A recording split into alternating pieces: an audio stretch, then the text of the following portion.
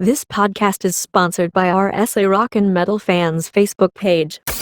Strap yourself in because we're set up, switched on, and ready to go. Hey, Luca. Hey, what's up, man? Alrighty, dude. How's it going, man? Pretty good. How about you? Fucking sweet, man. Dreamshade. Wait. Fuck. What? Jeez. It's like a bucket moment, man. It's like a bucket list check off, you know? I got you, man. How's things there? Are you guys on level 3 right now? Yeah, dude. We can't even buy alcohol or cigarettes, man. Not that I'm a smoker, but we just, I'd kill for a It sucks. Yeah. Okay, gotcha. Like I remember last time South Africa didn't have like the smoke thing, but like at the same time the black that's pretty fucked up, right? Yeah, and it's not pretty fucked up, it's completely fucked up. But this is South Africa, man. As they say, TIA, this is Africa, I guess it's like that with any sort of government anyway. They got underbelly dealings going on and black market shit and everything. There's no such thing as an honest prime minister, man, or a government official. Yeah, I gotcha. I get more like the alcohol thing because if I remember correctly, they did that because the hospitals are like fully booked, so they just try not to get drunk people there, like, and waste their time. I guess if I remember correctly, it was like that. Yep, that is 100%, man. There's humans are fucking idiots. By nature, we are fucking morons. So the first thing we do is we get drunk, and then we fight, and then we end up in hospital taking beds and space for people that actually need it, rather than for drunk idiots. Gotcha. Yeah, we're all like that. Eventually, we grow up. Well, I don't know about that. Yeah. I'm 30. I'm not still there, so like I can tell you that. So, dude, I'm nearly 50, man, and I still can't fucking grow up. Voila, you said it. Living a life, Well, I don't know about that. Shit, you guys are living the life, man. We're trying to. Like, we used to live a life. Now, like, we're just living. We're just living. Actually, we're just surviving. Fella, how's it going, man? Congrats and well done for coming in, man. I made it. Yeah, thanks. Was about time. So, is it right that I'm not seeing anybody? Yeah, that's correct. It's just audio only. Yeah, it says audio only. Yeah, it says audio only. Yeah.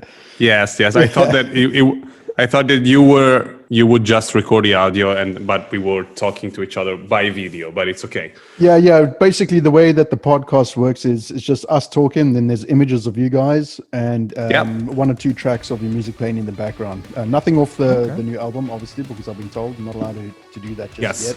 So I've had the best moment today, being given access to a Pale Blue Dot, which is coming out the 5th of March on all digital platforms, and I listen to it, and I listen to it, and I listen to it, and I listen to it. Dudes, what a great album. Oh, yeah. Thank you so much, man. We're so happy about this.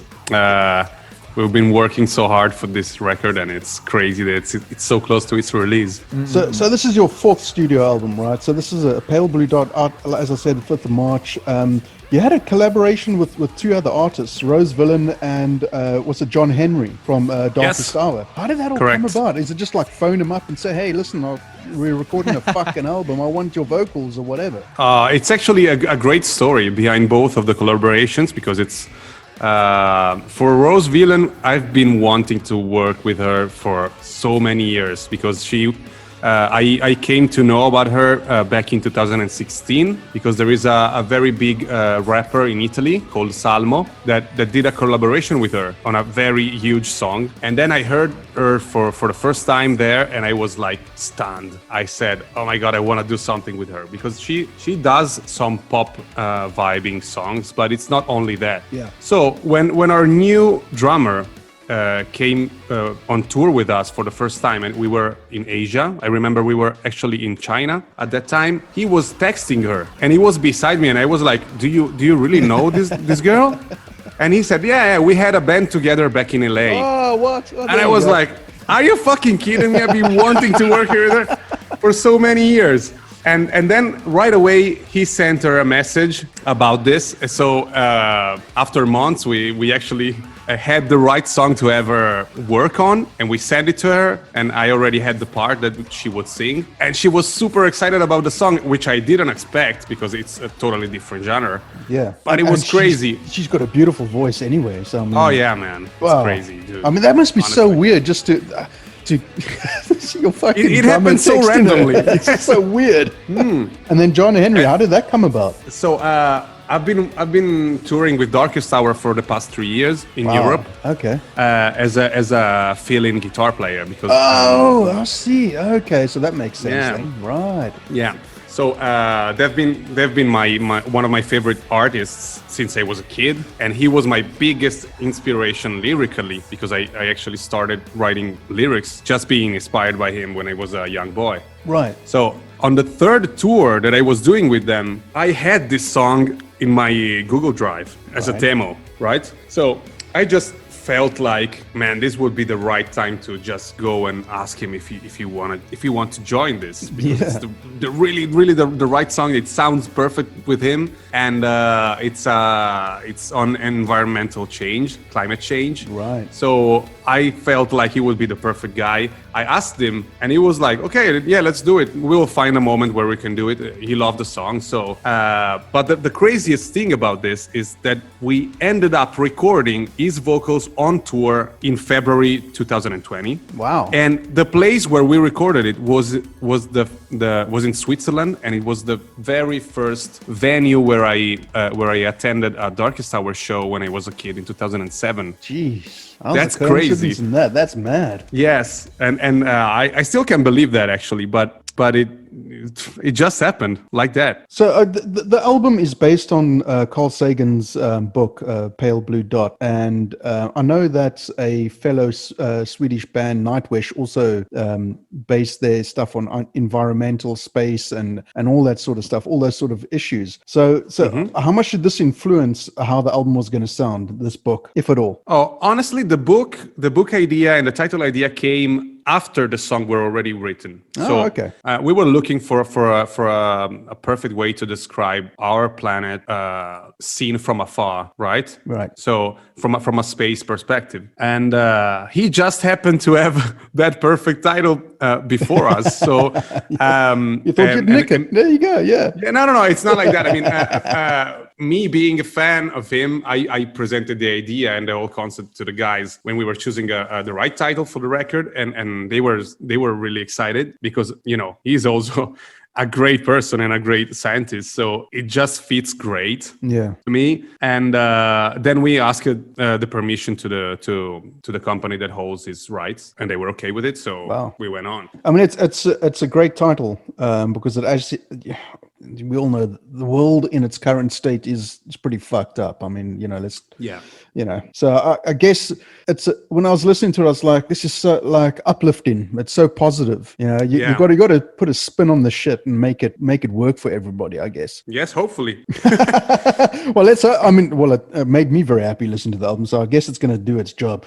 But you guys produced this album with Jacob Hansen. He's been involved with like Volbeat and Amaranth and so on. Correct. Yes. How did you We've get been his working with him? services? Yeah, because we already worked with him in the past. So our previous album called The Gift of Life. Right. It came out in 2013, and we went up there and worked with him in Denmark for that record, and it totally changed our career because he actually managed to finally define our sound production-wise, and from there we felt like we should work with him for this record because it actually some of the songs can be related to those of The Gift of Life. Right. And we felt like he could take us a step further and modernize that type of sound for us. And he actually did it. It's a hell of a production. I'll tell you what, when I put it on, my headphones were rattling.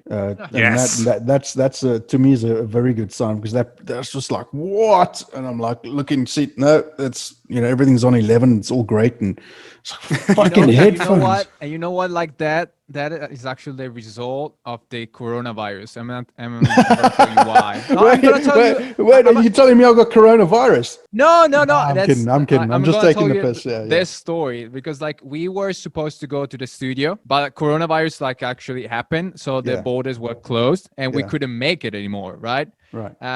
And we booked like 3 days in the studio to mix it, but what we ended up doing, it was like mixing like on Zoom, or we used like a plugin called Audio Movers, and we actually took 2 weeks. Like we just take probably more than a week just for guitars, and like we were so focused on just the sound to make it sound better, so we could use more time on our advantage. So it ended up being so great for having the coronavirus closing the borders, because like we could manage to make it work in It's like a blessing in disguise that it came along. It sort of like sharpened your focus as to get the album done like really, really tight. Yeah. Yeah, I mean, like I said, it made my fucking headphones rattle, man, and that's a good fucking thing. And I'll tell you, when that happens, then I'm on to something good.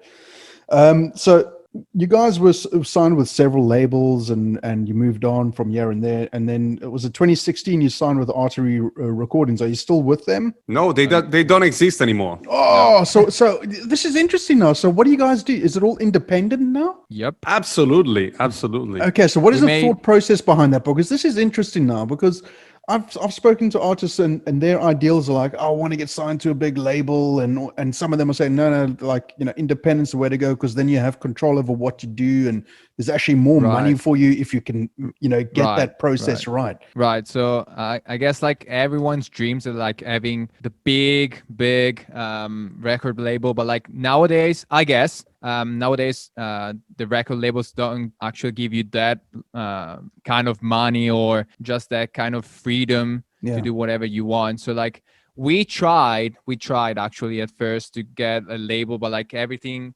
we received were like not suitable for us. So like we ended up deciding to go independent, which is actually the most exciting but yet scariest thing we ever done. Yeah, Because this is the first time, obviously, but it gives us motivation to do as best as we can. Yeah. There are lots of money, not only like that comes in, but like also that goes out. Like you have to know that like we've never seen so much money go out on our bank account. Right. No, absolutely. I mean, there's things to pay for, right? Studio time, musicians, Absolutely, stage like crew, everything. every Yeah. little thing. But like it's so great because we can decide what to do. Yeah. And what's best for us. Obviously, like we always gonna ask for advice. We have people that helps us out.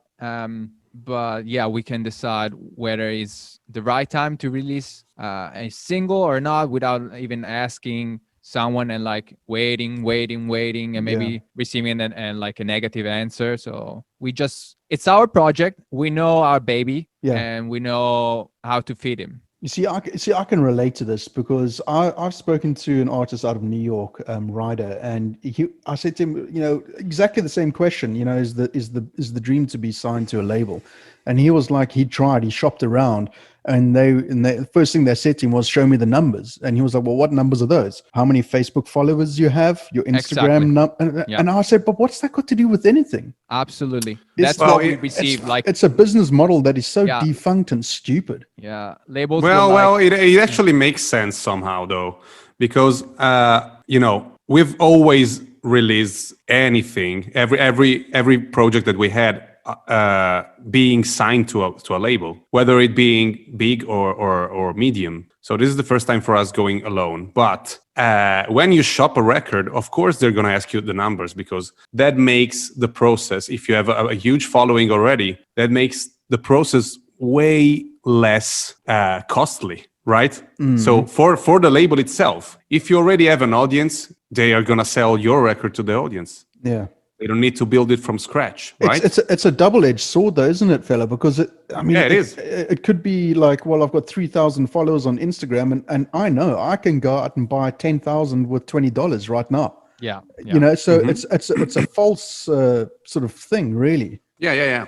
That's true. That could be. But they also have instrument to check that before. Yeah. And but I feel like if you are a newcomer, at least until like 5 years ago or so, you needed a label to go out there. Yeah. Right now, I'm not so sure anymore because unless you are a big name band, like, I don't know, it could be, the festival headliners and those type of artists that are already making a lot of money because they sell a lot. Yeah. Then there maybe the business is that huge that you need somebody that takes care of everything. Yeah, absolutely. But if you are a medium to small band, I guess that you can. I mean, I will tell you in a year time. I still don't know right now, but I guess that you can at least try and do your best, because if you have that type of ability to market your project, yeah, I think you can do well. I think it's also a great thing being independent. One of them is that you've got control over everything that you see coming in and going out. So you know exactly where you stand, what is owed, what where you can pump more in and everything like that. And it makes sense that way. But the question comes down to it is tours. Tours are frighteningly expensive to be involved in. So is the aim to do more festivals where that kind of money is not such a great expenditure or a risk? That's a tough question. I don't really have an answer for that, but I guess that it's true that tours are very expensive, but at the same time, shows in general are also very, very rewarding, because you the more shows you do, the more you earn, and that's gonna always be way more money than you can get by CD sales, vinyl sales, merch sales, and streamings together. So honestly, it really depends on what type of band you are, but shows are necessary, not only for the business, but also because it's the very reason you started this project. Absolutely. I mean, and you started making music. So I don't know. It's people are not going to stay away from. Yeah. It's that fan base thing, isn't it? Getting in touch with your fans and being close. Absolutely. And giving and putting on a show. I mean, like you say, that's the whole purpose. Yeah, that when you started the band in the garage, that's what it was. That's the end goal, is to play in front of people and have a fucking good time. But you also when you start writing new material, you always envision yourself and your band going live with that type of sound, with the new songs and everything. So you write this type of music in particular because it's really live related. Yeah. Rock in general, I mean, but you write the songs to go live, to go out there and play the songs. Yeah. I mean, you guys started in 2006, and I've been noticing a lot of comments when you released Shanghai Nights, the first single off A Pale Blue Dot. I saw a lot of the fans on the YouTube and Facebook saying, "Oh, this is going back to old school. Thank God for that." So yeah. I mean, is this a good thing? I mean, obviously it's a good fucking thing. It's a bit of a fucking stupid question, but I mean, is it the earlier stuff more accessible to a lot wider audience than what released since? You want to go, fellow? Or should I go? I will give you the answer in a moment, just to make things clear. Maybe these people didn't realize that it doesn't sound like it was in the beginning still, but it's great to think that they can relate to that, because that means that we've always been right. Yeah, absolutely. Yeah. Like we always knew that with the songwriting, we can take a listener wherever we want to. So what makes a song sound Dreamshade is the songwriting. So we could play either pop material or rock or melodic death metal, and it's the same, because you're always gonna relate to that type of impression that you had the first time you hear Dreamshade. Yeah, and there's some rap in there as well. From what I heard from, I mean, that blew me. I was like, "What? Did this thing go to something else?" And I couldn't believe I was listening. So I mean, there are some new styles. There are some new styles in this record. I feel like it's the most complete sonic wise. Yeah, right. And absolutely, I can honestly say this. And Luca knows, because we've been together for a long time. But we didn't have this type of fun doing the record since The Gift of Life. Wow. Yeah. Because it's been an experience. It's not just the sound of it and the songs, but it's been so great, the whole process. Yeah. I mean, Even if the coronavirus started at one point, it felt like we were just going with the flow, and we could just keep doing this. Yeah. Yeah. I Just mean- less restaurant. Yeah. Sorry, Luca, carry on, man. Yeah, and like what the good thing about behind this album is like when we decided at a certain point in 2019, was like 2019, I guess. We were like at the end of 2019, we were like maybe it's time for us like to release a new album in 2020, and so we already had in mind to jump a little bit back from Vibrant. Like because we knew that The Gift of Life were like the album that defined our sound and our riffs, like our image pretty much. Right. So we kind of decided to jump back there, but like at the same time having a really open mind. And so we started to write the album beginning like 2020, and we actually were so inspired and like so excited to do it. Like we ended up writing a song every week, like from scratch. We didn't have anything before we said like, should we do an album? Well, we had Question Everything and On My Own. There were already like singles out, and we said, okay, let's do it. And like I'm not joking, like every week we wrote a song.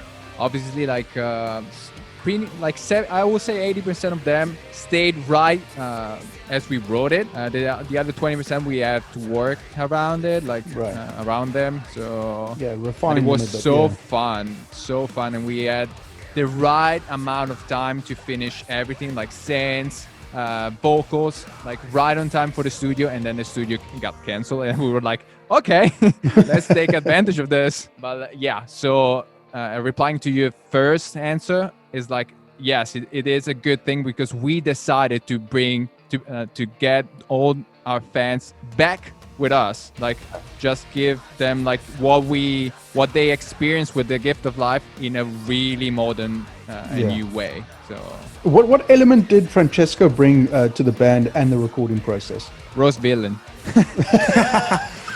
No, I mean that's an interesting question because you know, I mean he is so fresh. He's such a positive guy. He's never feeling down or anything, and I feel like he has a lot of qualities. But the best thing that he brought to the band is the positivity again. Yeah. Like there was such a complete different way to work on things. Not that we've never been like this, but it just refreshed that so much. Yeah. And also he plays really hard. Like he hits the drums like I've never seen before in this band, and not in the band that I know. Yeah. But that changed my vision of writing drums for him, because I felt like, okay, in this type of song, he could do this or he could do that very well. So let's try this new thing. So me and Luca were writing his parts, feeling totally free, but envisioning the Dreamshade sound in a new way somehow, a more rock and roll and punk vibe some way. Yeah. Mm-hmm. And it's just it fits perfectly with our music. Yeah. It makes it more modern, I guess, and less like only metal oriented. Yeah. Absolutely. Yeah. Fun I agree. fact. Sorry, carry on, Fun Luca. fact: he never played metal. What? right. Really? Wow. He Yes. never played, and I remember we had with him like the first show were like in Bulgaria, and the next day with Arch Enemy, and like in probably 3 weeks he had to learn how to play metal, how to play like 12 or I remember like 10 or 12 songs in 3 weeks, and like it was so under pressure that he could make it, and it was like, okay, like that's it. But like obviously is, as fella said, is more like rock oriented, is like a Travis Barker kind of style, so not that metal technical stuff, but it changes the game, like it changed the game. Like, Yeah, Yeah, I absolutely. can hear So on the fresh. album. Yeah, I was just gonna say, I can hear on the album, man. His drumming is pummeling. Fucking, I think that's what Yeah, set dude. my earphones off, man. But the one song that I really enjoyed was On My Own. I was like, oh, Awesome. this So is rock. like just so fucking huge. I loved it. Love it. Awesome, Absolutely fantastic. That was released a few years ago, I guess. Really? That's already out. 2018. Yeah, we toured. Yes. We toured with that, right? I guess. Was it Mm, 2019 or I don't really know. Okay. Yeah. Well, either way, it's a great fucking song, and he bangs the shit out of the drums, man. I just absolutely love it, man. It's great. I gotta start thinking about. I've got another 10 minutes or thereabouts. So, Luca, let's have your rig rundown, man. What do you play on? I got like obviously Ibanez. Okay. I got a lot of them. Okay. Mainly, You're like, endorsed by Ibanez, right? We're endorsed by Ibanez and Right. Angle amplifiers. Okay. I have only Ibanez. I got sort of like endorsed also by Bare Knuckles. So I'm Okay. using Bare Knuckles Aftermath Right. on my live rigs. I got a few active guitars as well, just for fun. I have like one guitar just to play worship songs and stuff, Right. just like soft. We playing through preamplifier called Angle E570, which is a limited edition. It's preamplified, and through the cab simulator of Torpedo Cab, and that's pretty much it. Like we have on loop a few effects, and we run everything. Like every changes in sound is done with MIDI with the computer, like Right. automated MIDI change stuff. Right. So we can actually jump around the stage without caring about Pedals. pedals and I like fucking tap hate dancing. pedals. Tap dancing, yeah. Tap And I'm dancing. currently trying the new Fractal actually. Okay. So like that's because like I'm just done with going at the airport with like my Angle and like it weighs too much and there's always like some issues and like wow. Yeah. I'm just I trying agree. Yeah. Yeah, I'm looking forward to try it too because I've never tried anything like fractals or anything like that. So I'm really looking forward to it. Luca is testing it, and also Yeah. John is testing it. So if that can make our life easier on the road, That's the I'm way to really go. looking forward to it. So let's have yours then, fella. What are you playing on? What's your rig rundown? It's actually pretty much the same. We are both endorsed by Ibanez, so Right. I have like 10 of them. Wow. And it's I've been with them like for 9 or 10 years now, Okay. so long time. And it's pretty much the same because we actually share the same amplifiers for live rigs and also the torpedoes and everything. And Right. Nice. we run everything through the computer, so it makes Okay, our so life easier. Let's have a little bit of fun. Yeah. What is the funniest story that you can tell us about being on tour or at a show? The funniest story, oh god. Luca, you got some ideas? I have no idea. Most of them cannot be told on the internet. yeah. I'm just Oh, that's such a letdown. Come on, guys. You got some. Oh, you should have heard the story I heard last night about a band and they got dirty underwear thrown at them. That's fantastic. Whoa.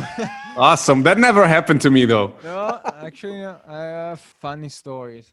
It's always funny playing shows. So It's interesting. interesting, yeah.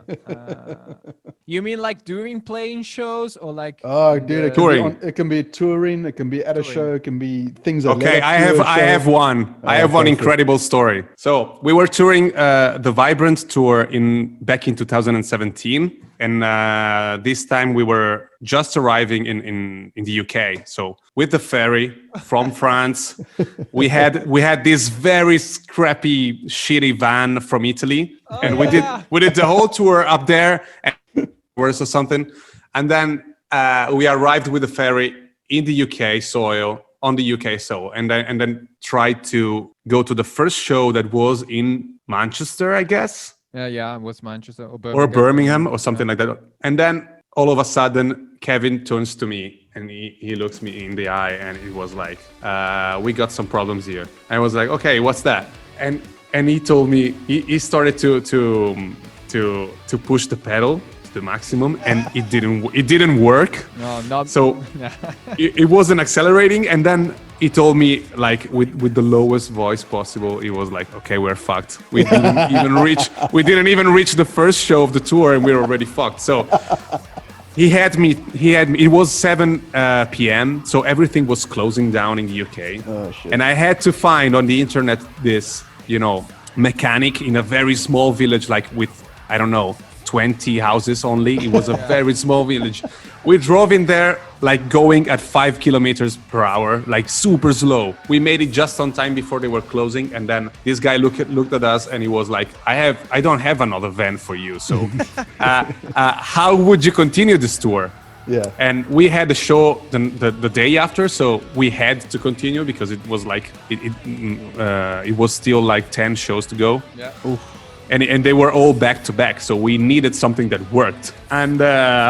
And he was like, okay, he saw our desperation. He read it on our faces. Yeah. And he went, okay, I have something for you. But Wait. Can you guess what he gave us? It's probably the smallest fucking car imaginable. He gave us a school bus. a school bus. That's epic. We traveled the fucking UK in a school bus. I mean, how fucking cool is that? That is so epic. That's brilliant. Yes, that's crazy. And I was looking if I could find photos of it. Maybe Luca, you can help me tomorrow. I need some photos of it because it's a great story. We need to tell everybody. That's fucking great. So the last question before we have to wrap up is: are you guys going to come back to South Africa at some point? Absolutely. I'm coming back like pretty much in, I don't know, 1 or 2 months. Why? Why is that? Because my fiance is there. Ah, okay, awesome. Yeah. Okay, you met a Like South before African getting girl. married, like we're just planning me to get there if it's possible, and like Fantastic, doing man. something with their Congratulations. parents. You're welcome. Yeah, thank you. You're welcome. I'm welcome. You know what? I didn't realize I was invited. Fucking hell. Whoa. Oh, that's great, man. But on a band level, obviously depending how this pandemic. Yeah, it depends on the situation. Yeah. But we are definitely looking to play some shows there. We've been speaking with some people already, and it's definitely a possibility. The guys, the fans know that we love them. Absolutely. Out there, and it's always been a very, very great time. Well, So, that'll be fucking great if you guys come out again, man. Listen. We will. We'll keep an eye on the socials and everything like that, and everything will be in the description below. All the links. People can like, love, share, and do what they need to do. So people that are listening, A Pale Blue Dot is out on the 5th of March on all digital platforms. There's a whole bunch of links down below to get your merch, to get the vinyl, to get the CD, to get whatever it is that you need to do. Pre-save it, pre-order, whatever you need to do. Guys, Luca and Fella, thank you so much for taking the time out to chat to me, man. I really do appreciate it. The new album is absolutely fucking blistering. And Shanghai Nights is going to be on my Spotify playlist. Awesome. So well done, congratulations, and I look forward to when you guys come back to South Africa. Absolutely. Thank you so much for having us. Absolute pleasure, guys. Keep well, keep safe. You too. All righty, cheers. Cheers. Cheers.